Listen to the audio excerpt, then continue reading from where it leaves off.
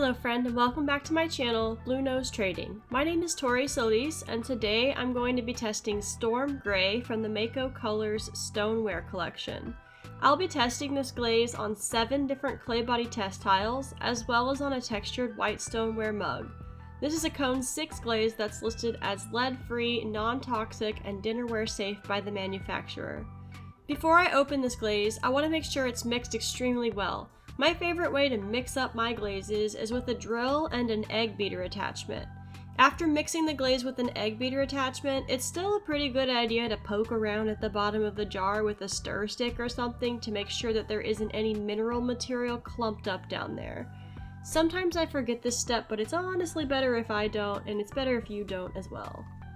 I'm going to be brushing my glaze onto my test tiles. I brush my test tiles in 1, 2, and 3 coats with the thickest coat of glaze at the top of the tile. I fire my tiles hanging on a high alumina rod to see how the glaze will perform on a vertical surface.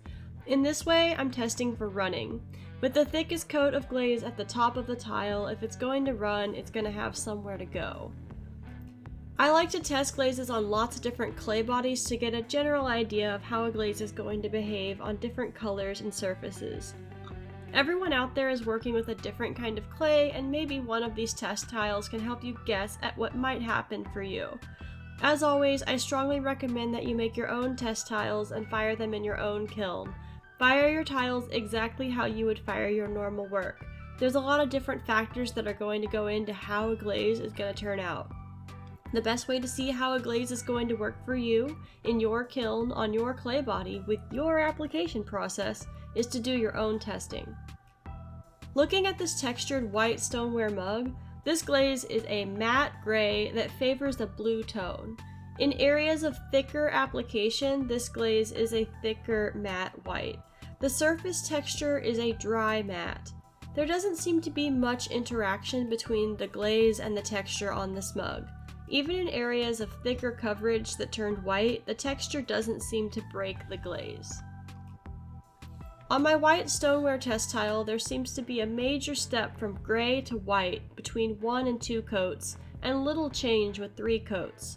Although the white coverage seems fairly stable on this tile, I wouldn't expect that on larger pieces of work, given how varied the test mug turned out. The B-Mix tile shows a lot more of the gray and blue and white variation. There's much more white at 3 coats, but it isn't as solid as the coverage of the previous tile. You can see a lot more variation of gray here, which is what we saw on the sample mug. The soft texture of this glaze on Laguna Frost porcelain is admirable. The color also seems to come through a lot cleaner and softer on the pure white clay body. This tile has a lot of white, but I would expect it to be blotchy with a brushed application on larger wares. On my speckled clay, this glaze has a dry, matte texture. The speckles show through well at all levels of application. At 3 coats on this body, we can see the most formation of the white. Laguna Speckled Buff looks very similar to the last speckled tile we looked at. The surface is dry and the speckles show through fairly well. Thicker application leads to more white. However, it is worth noting that there is a bit of blistering on this tile, so this might not be the best fit.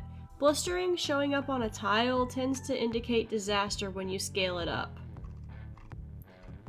This glaze does its own thing on red stoneware, but I don't personally think this body is giving the best use of what this glaze has to offer. We're seeing the white at thicker application. With gray on this body though, you can kind of tell that the clay is red underneath in a way that I don't personally vibe with.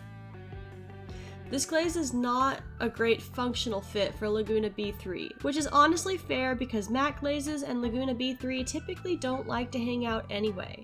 The surface has a lot of pitting and texture. Maybe it could be neat for a planter or some sculptural work. All around this glaze is a blue-toned gray that produces white in areas of thicker application. This glaze produces a matte surface that, in my opinion, performs best on pure white clay bodies, such as porcelain. On some clay bodies, this glaze can have a very dry texture. I would highly recommend that you do your own testing with this one, as the surface texture may or may not be something that you like. Thank you so much for tuning in this week. I hope you enjoyed learning more about this glaze and can make use of this information in your own studio. If you'd like to help support my channel so that I can get more glazes to test for you, consider becoming a member of my channel right here on YouTube. If you'd like to see all the ceramics I currently have available for sale, visit my website, bluenosetrading.com. If you want to stick around for more art videos, be sure to subscribe to this channel, Blue Nose Trading. Thank you so much for being here until the end of the video. Remember that you have great ideas that are worth exploring. Drink enough water, and I will see y'all in the next video.